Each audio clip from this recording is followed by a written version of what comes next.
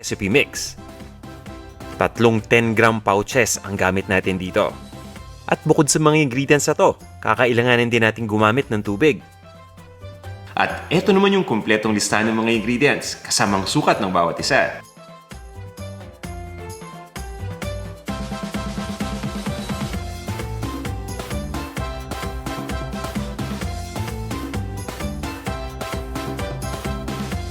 Handa na ba kayo? Tara, mag-umpisa na tayo magluto. Maglalagay lang tayo ng tubig sa isang cooking pot at pakuluan na natin to. Kapag kumulo na, ilagay na natin dito yung kamatis. At isunod natin kagad dito yung sibuyas.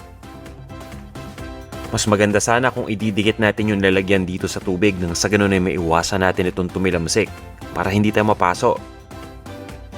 Kukunin ko lang yung daikon radish natin o yung labanos. Yung labanos hiniwa ko. Makalipas ang 5 minuto. Paluto. Hindi na natin yung pansigang. Dito yung tangkay ng kangkong. Salmon fillet. Pwede kayong gumamit dito ng salmon belly gaya nga nasabi ko kanina. O kahit yung salmon steak, pwedeng pwede dito.